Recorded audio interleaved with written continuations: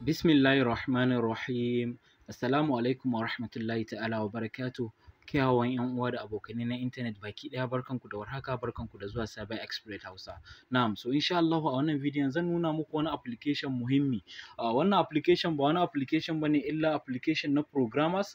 Za ta iya kasancewa kana so ka fara koyon programming sannan kuma baka da computer, okay? So ka zo faduwa ta zo daidai da zama kenan. So wannan application zaka iya running din shi a computer a wayanka kenan ta Android domin fara koyon programming. Sannan kuma wannan application bayan ka zaɓa maybe course ɗin da kake so ka yi a game da program ƙwaya ɗaya, maybe kana so ka koyi JavaScript ne. So bayan ka kammala wannan course na JavaScript a wannan application, a ƙarshe akwai certificate da za su baka kyauta. So wannan certificate da za su baka ba wai yana nufin ka zama ƙwararre cikin wannan fannin bane, kuma ba ka iya neman aiki da wannan application ba. Kawai dai shaida ne na yabo, sannan kuma a ƙara ƙarfafa ma gwiwa cewa kana yin ƙoƙari. So wannan kenan. So kai tsaye za mu je mu duba mu ga yadda ake installing wannan application.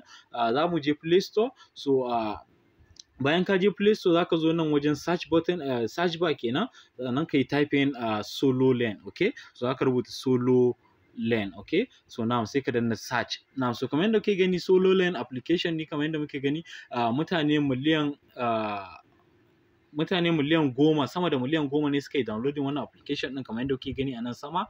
Sannan kuma mutane sama da 12 plus, that's 12 plus sun yi rating wannan application, okay? Na wannan kenan. Sannan kuma in kuka duba ga mutane sama da 507 sun yi reviewing, bi ma'ana sun yi commenting game da wannan application ɗin. So wannan application ne mai matuƙar amfani ga programmers kaɗai, okay? Za ta iya kana so ka fara programming kamar yadda na faɗa, baka da computer. So wannan application ɗin yana da kyau ka mallake shi a wayanka ta Android. So ga wayanda ba su san yadda su installing ba, so a nan za ku danna install, za ku ga install a nan za ku danna install. So ni ina da shi already, kamar yadda kuke gani yana nuna mun update. So ba na son yin updating din shi yanzu. So bayan kun danna installing zai sauki a wayanku. So kai tsaye za ku je ga inda yake, maybe a nan desktop kuka bar shi, ko kuma ku yi searching din shi ku rubuta SoloLearn a cikin wayarku, okay? So za mu je ga buɗe wannan application kai tsaye. Na'am, so kamar yadda muke gani SoloLearn kenan. Na'am. So bayan wannan application ya buɗe kamar yadda kuke gani, wannan account na ne da nake amfani da shi.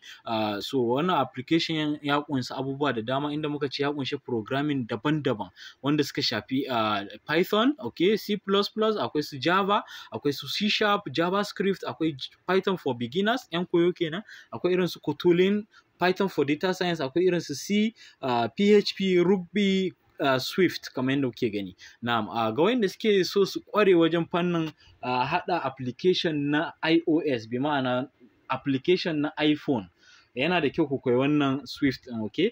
Swift programming ne wanda ake haɗa iPhone application da shi, okay? Za ka iya haɗa other applications kamar irin nasu Android da kuma wasu abubuwa daban-daban, okay? So akwai kuma Kotlin, shi ma programming ne da ake haɗa application na waya, okay? So wannan kenan. So za ta iya kasancewa website ne kake so ka koya, kana so ka koyi yadda ake haɗa website. Akwai irin su HTML kamar yadda muke ganin su a nan, akwai irin su CSS, kamar yadda muke ganin su a nan, sannan kuma akwai JavaScript, okay? Za ka iya haɗa website da wayannan abubuwan kamar yadda kuke gani a nan wajen sun sa mana become a web developer, bi ma'ana ka zama mai haɗa website kenan, shi ake kira da web developer, okay? So wayannan abubuwa su kake bukata kamar yadda kuke ganin su guda 4. So za ku iya amfani da guda biyun nan, na farko HTML da CSS, kamar yadda na yi posting wani video, ko in ce na ɗora wani video a bidiyon mu na ƙarshe kenan, inda na nuna muku yadda na haɗa website. So na haɗa website ne da wayannan markup languages ɗin, HTML da CSS, okay? HTML yana nufin hypertext markup language, sannan kuma CSS yana nufin Castilian style sheet kenan, okay? So wannan kenan. Now akwai irin su AngularJS da kuma React. Wannan in kana so ka zama full stack developer kenan, bi ma'ana kana so ka zama both front end da kuma back end.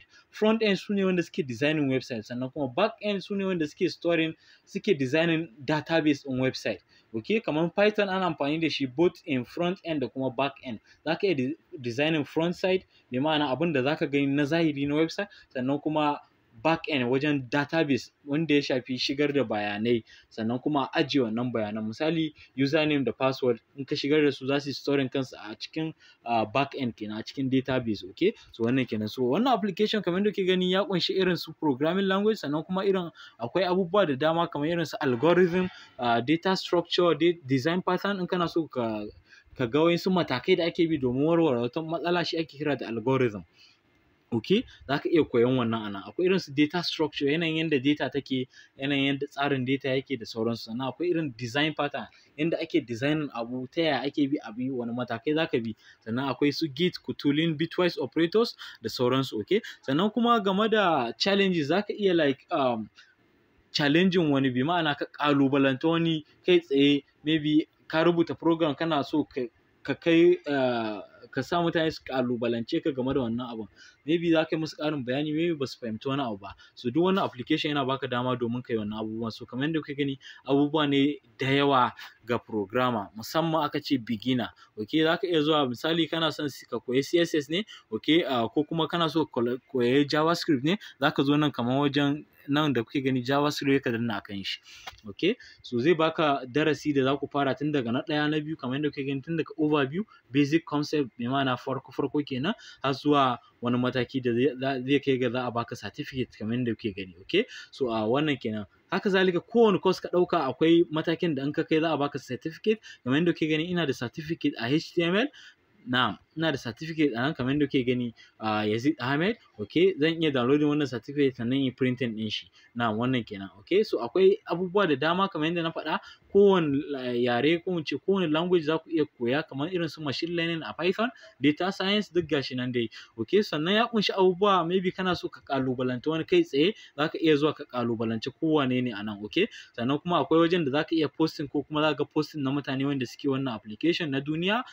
Maybe wani abu ne sun yi designing wani abu, za su yi posting ɗin, sannan mutane su yi comment, su yi liking, sannan mutane suna iya bibiyan mutane a wannan application ɗin SoloLearn. Okay, so kamar yadda kuke gani nan duk posting ɗin mutane ne da kuma irin abubuwan da suka yi. Okay, wannan kenan. Sannan kuma akwai wajen da za ka iya rubuta code kai tsaye. Misali ga wanda suke cewa ina ta yin Python programming a computer suna so su ga yadda ake yi na waya. So wannan application zai ba ku damar ku rubuta program ɗinku a cikin wayan ku kai tsaye. Okay, kamar yadda kuke gani in kuka zo kuka danna akan code ɗin nan anan, sannan ku danna wannan plus icon ɗin kamar yadda kuke ganin shi anan. So bari na ɗan nuna muku shi. Ga plus icon anan bayan kun danna code a nan ƙasa. Okay, so in kuka danna plus icon shine zai ba ku damar ku zaɓi wani program kuke so ku rubuta. Python ne, C++ ne, ko Java. Okay, so anan misali kana so ka rubuta Python, na'am, zai buɗe maka code playground, bi ma'ana editor kenan. So yanzu bari mu rubuta basic code inda mu printing barka da zuwa Cyber Exploit Hausa. Misali mu ce barka da zuwa Cyber Exploit Hausa. Okay, Cyber Exploit Hausa. Na'am, so bari mu running code ɗin nan kamar yadda kuke gani ga run a nan ƙasa. So za mu yi running ɗin shi, so mu danna run. Na'am, so kamar yadda kuke gani muna jiran shi ya bamu output namu. Ina ji hakan ya faru ne, yawwa. Na'am, so kamar yadda kuke gani ga output namu ya bamu barka da zuwa Cyber Exploit Hausa. Na'am, so ba lallai maybe Cyber Exploit Hausa in kana so ka yi performing mathematical operator ne inda za ka haɗa 2 plus 2. Yanzu za mu ce print 2 plus 2 zai bamu ansan 4 kai tsaye. Za mu ce print. Okay, ku ɗan gafarce ni. Za mu ce print, sai mu sa bracket. Okay, za mu sa 2 plus 2. 2 plus 2. Okay, za mu iya ƙara misali mu ce times 5. Okay, za mu ce asterisk 5 kenan, sai mu danna run. So zai baka ansa. In ka buga 2 plus 2 zai baka 4. 4 times 5 zai baka 20 kenan. Amma ba haka wannan operator ɗin ba, yana bin ka'idan operation ne, inda zai fara maka multiplication na farko. Za mu ce 2 times 2 zai zama 2 times 5, bi ma'ana 10 kenan, sannan zai haɗa maka 2 plus 10 zai baka 12, kamar yadda kuke gani ya bamu 12 a matsayin ansa a nan ƙasa. Na'am, so wannan kenan. So za ka iya rubuta kowane yare da kake so ka rubuta, ba lallai sai Python ba, zai iya kasancewa Java ne, ko JavaScript, ko kuma C, ko Swift, ko Ruby, ko PHP kamar yadda kuke gani, ko kuma Node.js. Okay, so wannan zai baka damar rubuta abubuwa da dama. So SoloLearn kenan. Na'am, so insha Allah da wannan zamu kawo ƙarshen wannan bidiyon. An kai sabo ne zuwa wannan channel ta mai albarka. Muna roƙonka da ka taɓa mana subscribe button, sannan ka taɓa mana alamar ƙararrawa. Idan ka kasance tare da mu a wannan channel mai albarka, muna roƙonka da ka danna mana kai like wannan bidiyon, sannan kai sharing ɗin shi zuwa ga 'yan uwanka, abokananka, domin su ma su amfana. Idan kun kasance tare da mu kenan a wannan channel mai albarka. Idan kuna tambaya ko wani ƙarin bayani ko mun yi wani kuskure kuka ga ya kamata ku sanar da mu, za ku iya tuntuɓar mu kai tsaye a comment section, ko kuma ku rubuta mana a cikin social networks ɗinmu, za mu bar muku link a cikin description. So da wannan ne za mu ce assalamu alaikum wa rahmatullahi ta'ala wa barakatuh. Peace.